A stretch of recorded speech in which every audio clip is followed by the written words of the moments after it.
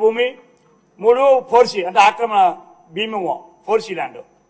ఈ 4C పేరున అక్కడ భూమి లేకపోయినా భూమి ఉన్నట్టు చూపించి దీంట్లో అధ్యక్ష కొంత రెవెన్యూ అధికారులు కూడా కుమ్మక్కైనారు.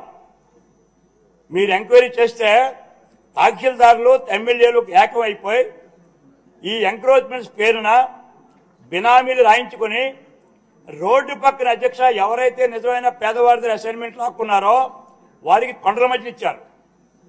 ఎవరైతే బినామీ తీసుకున్నారో బినామీ పేర్లు రాశారో ఆ బినామీ పేర్ల వాళ్ళకేమో రోడ్డు పైన ఇచ్చారు అధ్యక్ష.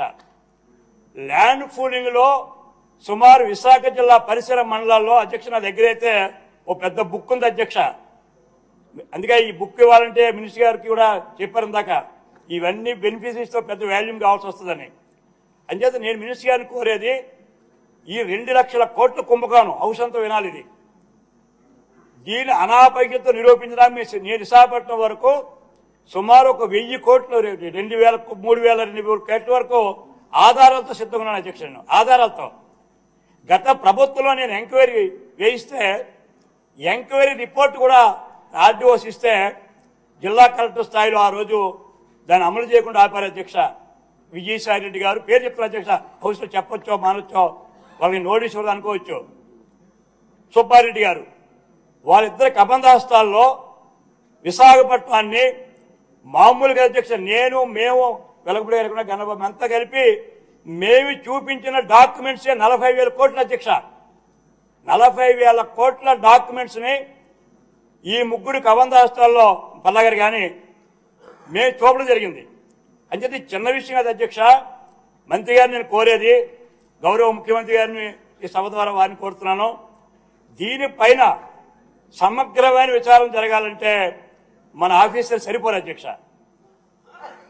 అందుచేత నేను కోరేది ఒకటి, 22లో అమాయకుల్ని బలి చేశారు. అమాయకులేమో మీరు తీయలేదు 22లో నిజమైన అమాయకుల్ని. డబ్బున్న వాళ్ళు ఎవరైతే గత ప్రభుత్వంలో పలుకుబడిన ఎమ్మెల్యేలు మంత్రులు ఉన్నారో వాళ్ళకి తీశారు. అది అన్యాయం.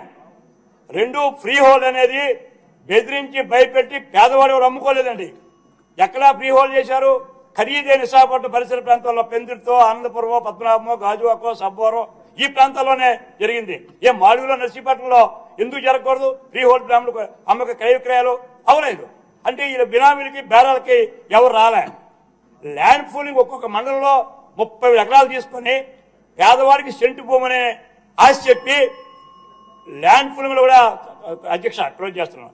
ఈ మూడింటి మీద నేను మినిస్టర్ గారిని హౌస్ ని కోరేది, ఒక సిట్టింగ్ జడ్జి చేత, ఇక్కడ పెద్ద స్కామ్ ఇది. సిట్టింగ్ జడ్జి గారికి కూడా మీరు ఫుల్ మెకానిజం 4-5 ఐఏఎస్ ఆఫీసులను, ఒక 20-30 మంది ఆర్డీఓలను, ఒక 40-100 మందిని తహసీల్దార్ని ఇస్తే తప్ప ఈ 2 లక్షల కోట్ల కుంభకోణం వెలుగులోకి రాదు.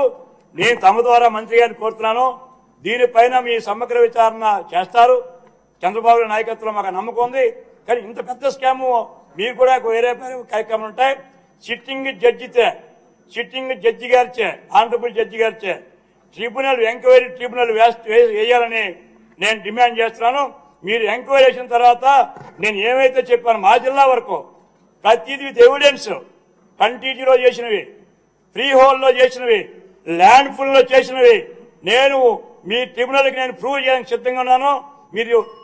నేను గత ప్రభుత్వంలో జగన్మోహన్ రెడ్డి దోపిడిని నేను చెప్పలేకపోతే ఈ హౌస్ ద్వారా ఏ శిక్షకైనా సరే నేను సిద్ధంగా ఉన్నాను. ఏ శిక్షకైనా సరే with documents, with evidence, with registration documents తో ఉన్నాను. గౌరవ మంత్రి గారిని కోరేది, మీరు సిట్టింగ్ జడ్జితే మీరు ఎంక్వైరీ వేయించండి, ట్రిబ్యునల్ వేయించండి. High court honourable chief justice request చేసినా సరే ఈ 2 లక్షల కోట్లని కాపాడాలని చెప్పి ఈ సభ ద్వారా తమని నేను గౌరవ మంత్రి గారిని నేను కోరుతున్నా అధ్యక్ష. సార్ థ్యాంక్ యూ స్పీకర్ గారు.